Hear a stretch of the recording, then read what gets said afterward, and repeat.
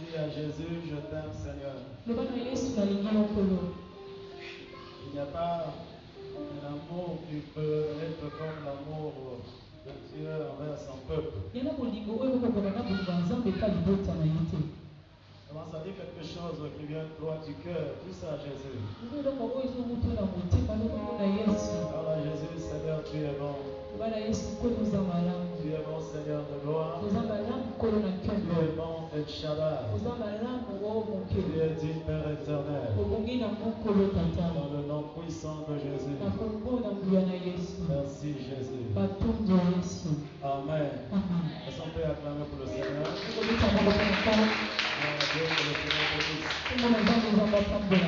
Nous allons prendre nos Bibles, nous sommes dans le livre de Marc chapitre 5.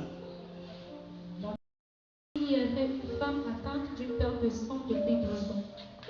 Elle avait beaucoup souffert entre les mains de plusieurs médecins. Elle avait dépensé tout ce qu'elle possédait et elle n'avait éprouvé aucun soulagement, mais elle était allée plutôt en empire. Ayant entendu parler de Jésus, elle vint dans la foule par derrière et toucha son vêtement, car elle disait, si je puis seulement toucher ses vêtements, je serai guérie. Verset 29, au même instant, la perte de sang s'arrêta et elle sentit dans son corps qu'elle était guérie de son mal. Amen. La puissance du Saint-Esprit et ta gloire soit manifeste. Dans le puissant nom de Jésus. Merci Père pour tout ce que tu feras. Au nom de Jésus. Prions ici et nous disons Amen. Je vous en prie pour vous asseoir. Que le Seigneur vous bénisse. Amen.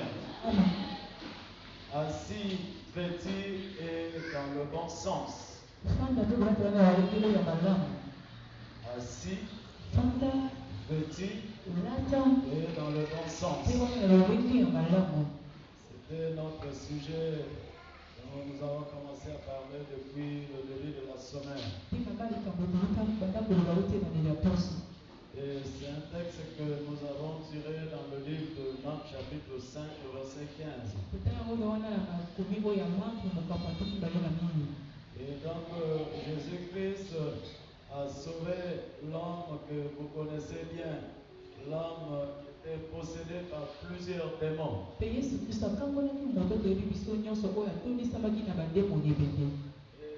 vie de cet homme n'est pas une bonne vie.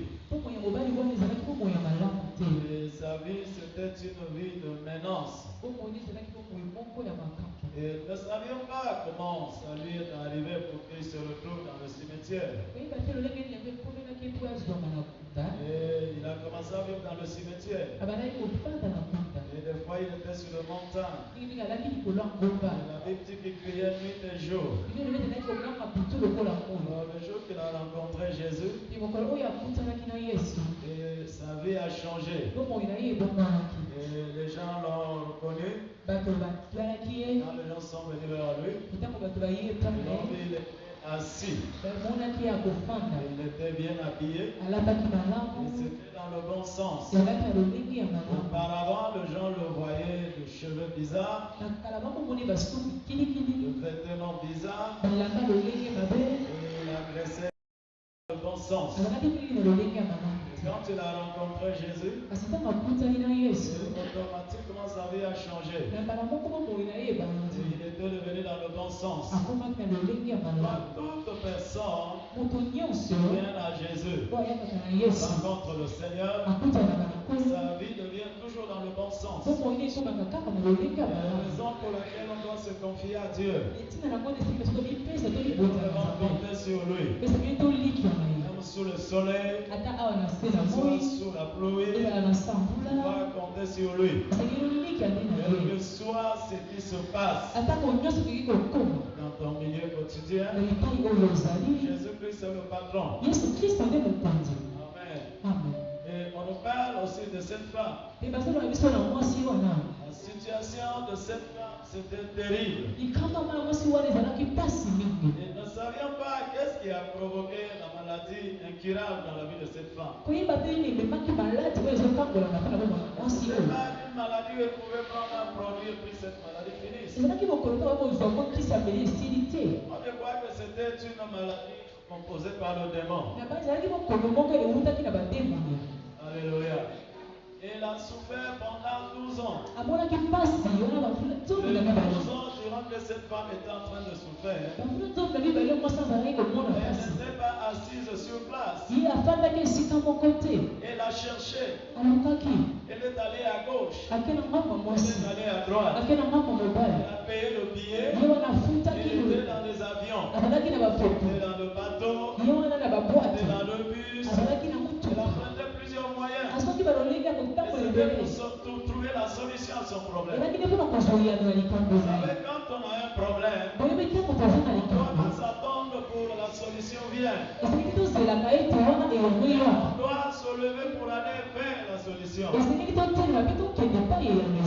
cette femme-là n'était pas assise. Et quand j'essaie un peu de regarder, il y a au moins 5 points. C'est-à-dire 5 choses que cette femme a dû faire pour qu'elle arrive auprès de Jésus. Alléluia. La première des choses, ce qui est arrivé, qui a dégradé, qui a effacé la personnalité de la vie de cette femme, c'était la maladie. La maladie l'a effacée. Et cette maladie qu'elle avait, c'était une sale maladie. Et à l'époque, quand la femme était dans cette période, elle ne pouvait pas être autour des autres personnes. Elle ne pouvait pas être à côté de son mari. Elle ne pouvait pas être à côté de ses enfants. Dans le lieu de service. Alors pour elle, comprenez que ça fait 12 ans. Dans cet état, on a simplement dit qu'elle était isolée à cause de cette maladie. La maladie rend quelqu'un ridicule de foi. La maladie pousse à l'homme de faire même des choses que tu n'allais pas faire. La maladie pousse à l'homme de manger même ce que tu n'avais pas mangé. La maladie pousse à l'homme d'aller même dans le milieu où tu ne songeais même pas mettre le pied un jour. Alléluia. La maladie, ce n'est pas une bonne chose. Elle était malade. Et sa maladie était prolongée. C'était une maladie incurable. Cette maladie l'a séparée avec ses enfants. Cette maladie l'a séparée avec son mari. Cette maladie l'a séparée avec son travail. Elle ne pouvait pas aller au travail. Dans le lieu de service, personne ne pouvait accepter à être à côté. Donc ça l'a isolée. Elle était devenue seule. Une personne qui était habituée à vivre autour des uns des autres. Vous pouvez aller au restaurant avec les autres, avec les amis de service. Vous pouvez aller manger. Vous pouvez se promener aussi un peu avec son mari et les enfants. Et désormais, quand cette maladie l'a frappé, elle ne pouvait plus faire ces choses. Elle était isolée. Ce n'est pas les hommes qui l'ont isolée. C'est cette maladie qui l'a isolée. Ce n'est pas une personne qui pouvait vivre comme auparavant. Et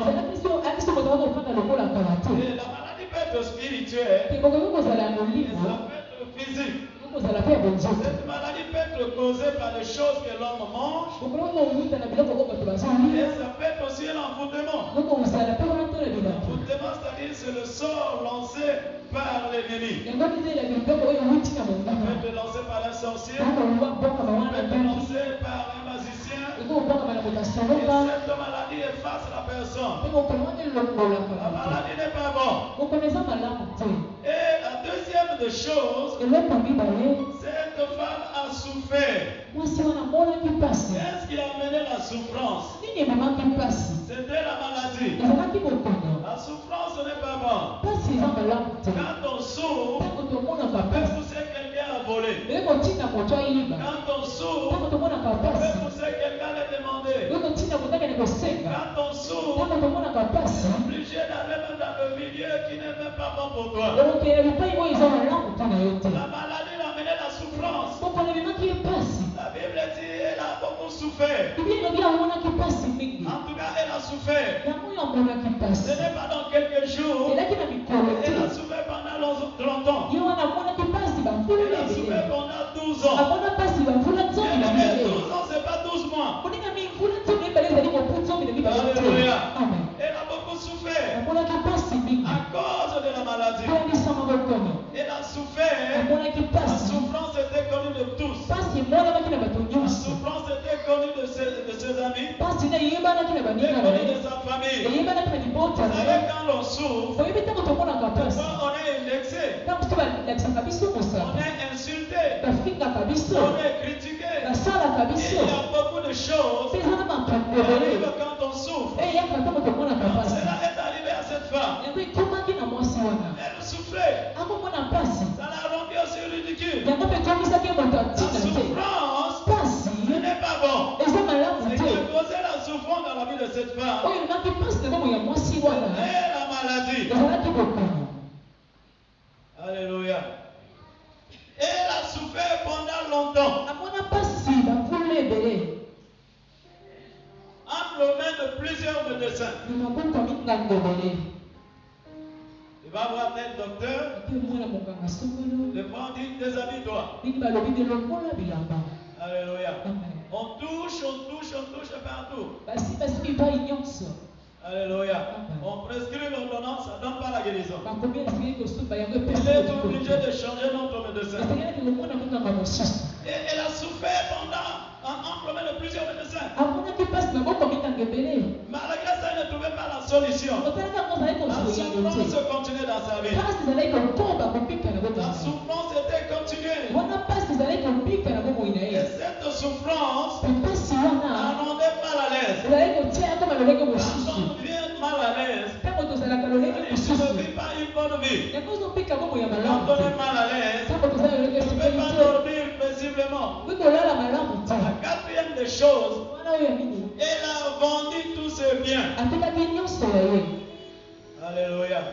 Elle a vendu tous ses biens. À cause de cette maladie, elle était devenue pauvre. La maladie appauvrit. Quand on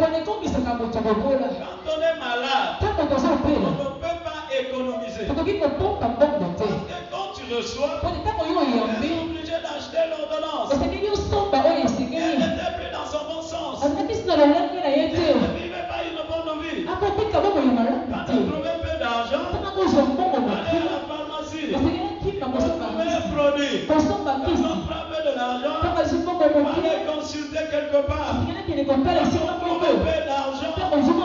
Et à la recherche de la solution. Elle ne pouvait pas économiser. Elle ne pouvait pas garder de l'argent. Que ce soit à la maison, que ce soit en banque. Elle ne pouvait pas en avoir. Pourquoi? À cause de cette maladie, elle a tout perdu. Et après avoir fini l'argent, elle a commencé à vendre ce bien. Alléluia. Elle a commencé à vendre ce bien. Il y a des gens qui vendent même leur voiture. La santé ne le prend pas. Il est obligé. Il regarde à gauche, il n'a plus d'argent. Dans la maison, il n'y a pas d'argent. En banque, il n'y a plus rien. Et la voiture, à quoi me sert la voiture si je suis pas en bonne santé? Il est obligé de vendre la voiture. Et malheureusement, quand tu l'as vendue avec l'argent, il n'a pas pu trouver la solution. Et il regarde qu'est-ce qu'il faut vendre. La Bible dit qu'elle a vendu tous ses biens. Elle a perdu tous ses biens. C'était à la recherche de la solution. Il fallait qu'elle soit guérie. Alléluia. Elle a perdu tous ses biens. Tous ses biens, elle avait perdu. C'était pas volé. Elle n'avait pas emprunté à une personne. Elle était à la recherche de la solution de son problème.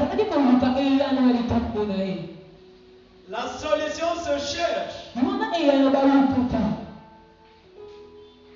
Si tu veux que la situation qui te dérange change, tu dois chercher la solution.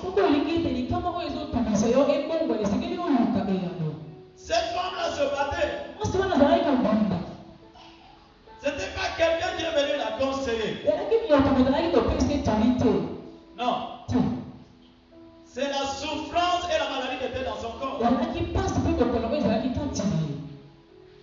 Alléluia. Quand on n'a pas encore connu la souffrance, des fois on se moque de celui qui souffre. Est-ce qu'on peut acclamer pour Jésus? Quand on n'est pas encore tombé malade, on soit couché sur le lit de l'hôpital. Le monde se moque de celui qui est malade à l'hôpital. Ça dérange, ça fait mal. Alléluia. Ça dérange, ça fait mal. Et cette femme a perdu même sa beauté. Quand les gens la voyaient, elle était méconnaissable. Est-ce que c'est vraiment elle? Elle commençait certainement aussi à avoir honte d'aller dans d'autres milieux où les gens peuvent le reconnaître.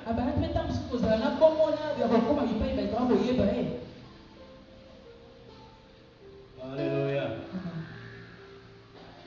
Et un jour, elle a entendu parler d'un homme.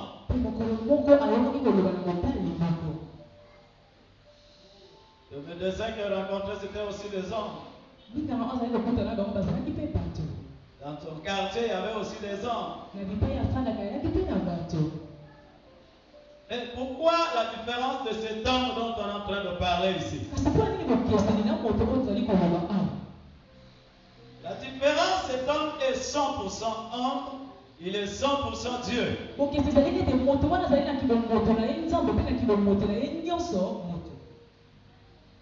Il est 100% Dieu.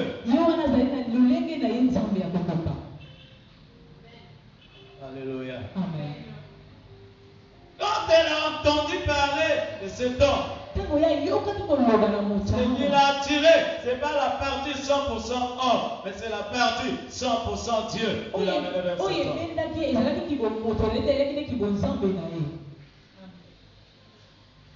Il dit, comme il est Dieu,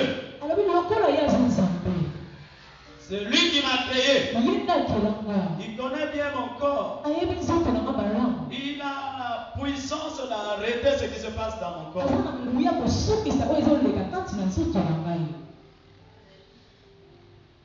Et elle a commencé à créer la foi en elle-même. Il n'y avait pas un prédicateur qui était parti le prêcher pour le dire ayez foi. Non. Elle-même a commencé à se préparer à avoir la foi. Je crois que sa foi a commencé pendant qu'elle partait voir le médecin. Elle avait la foi le plus là. Et cette fois-ci, comme ce n'est pas un problème de médecin terrestre, et ce médecin, c'est un médecin céleste. Il vient de là où la création de toutes choses a commencé. Elle a dit avec lui, cette fois-ci, je trouverai la solution.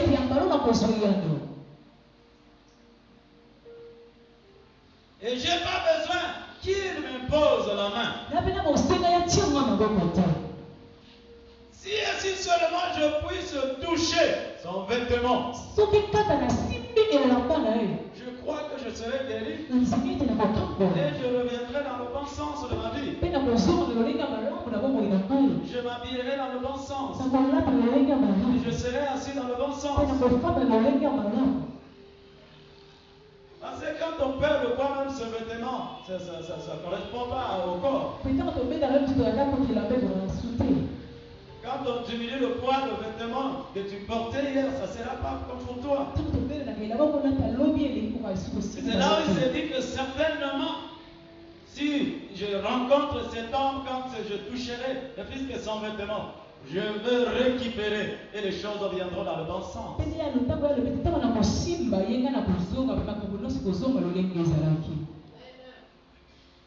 C'était elle-même. Pourquoi cela est arrivé? Parce qu'elle était dans le besoin. Parce qu'elle souffrait. Elle était arrivée au bout. Comme aucun des hommes sur la terre n'a apporté la solution à ce problème, et personne aussi l'accompagnait, le soutenait. Elle était seule. Alléluia. Elle était seule. Et Jésus venait. Au moment que Jésus avançait, elle s'est exaltée. Si je vais par le devant, certainement les gens vont me repousser. Je dois aller par le derrière. Et à cette époque, les gens ne portaient peut-être pas de costume. L'accoutrement, c'est-à-dire le vêtement que Jésus portait avec ses disciples, c'était de grosses robes de Jambala, comme on les appelle. Alléluia. Donc quand tout le monde porte ça, ça serait difficile pour comprendre que ça c'est la vie de tête, ça c'est tel quand les gens sont en masse. Mais comme elle avait la foi, comme elle avait la conviction, cet homme-là changera ma situation. C'est cet homme-là qui va guérir mon corps. C'est cet homme-là de conviction et sa foi a permis de toucher le vêtement de Jésus. Alléluia. Est-ce que ses doigts avaient les yeux? Je ne sais pas. Et quand elle est arrivée, elle a fait rentrer sa main. Jésus qui était entouré, lui ne voyait pas Jésus. Il dit la robe que je toucherai serait certainement la robe de Jésus. Elle a fait rentrer sa main. Elle a touché la robe exactement de Jésus. Et quand elle a touché la robe, elle a senti son corps est devenu dans le bon sens. Alléluia. Aussitôt, son corps est devenu dans le bon sens. Ce n'était pas Christ qui opère, c'est lui-même qui se préparait en conséquence lorsque je toucherai et ma vie va changer. Quand on vient devant Dieu, on doit créer soi-même le miracle. C'est toi qui dois créer ça. Alléluia. C'est toi qui vas te dire dimanche aujourd'hui, comme je vais aller à l'église. Je vais mettre les pieds à l'église. Tout ce que je demanderai à Dieu, c'est comme ça que ça va se passer. Si tu ne doutes pas dans ton cœur, c'est ce qui se passera. Maintenant, si tu doutes dans ton cœur, ça va pas se faire. Si tu viens comme d'habitude, ça ne se passera pas. Il faudra que se passe quelque chose. Tu décides depuis la maison. Cette femme a créé le miracle depuis la maison. Cette femme a créé la guérison depuis la maison. Et au moment où elle venait elle-même avec sa guérison. Toucher la vie de Jésus, c'était l'accomplissement. C'était dans ses pensées. Alléluia. Si tu veux vivre quelque chose de la part du Seigneur, crée ça d'abord toi-même. Alléluia. Et le reste, ce sera l'accomplissement. Jésus n'a jamais été absent, il est toujours présent. Oh, la Bible dit là, 2 ou 3 se retrouvent. Lui, il est parmi. Il est là. Jésus est là. Si tu veux vivre le miracle, c'est toi.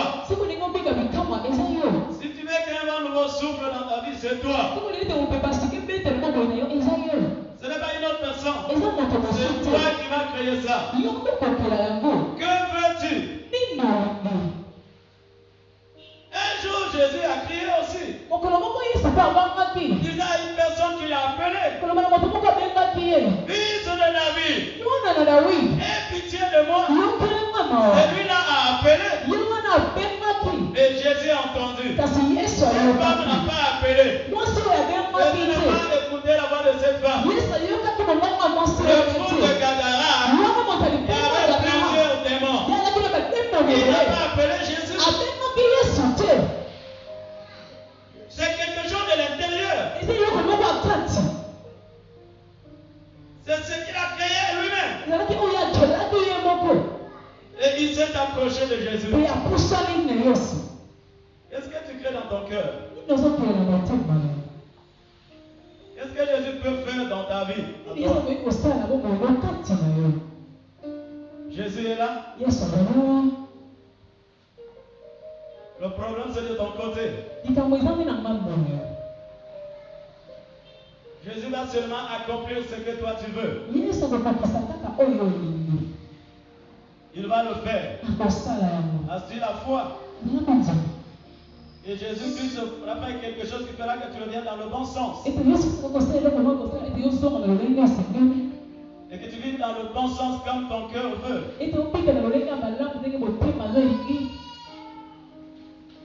Ça va se passer selon toi. Laissons faire acclamer pour la gloire de Jésus.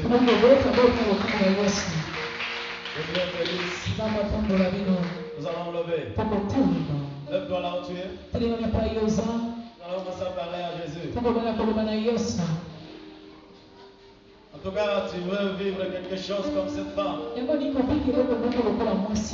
Ça dépend de ton cœur. Qu'est-ce que tu as mené dans ton cœur? Qu'est-ce que tu penses dans ton cœur? Jésus ne fera qu'accomplir ce que toi tu veux. Commence à dire à Jésus, je suis là.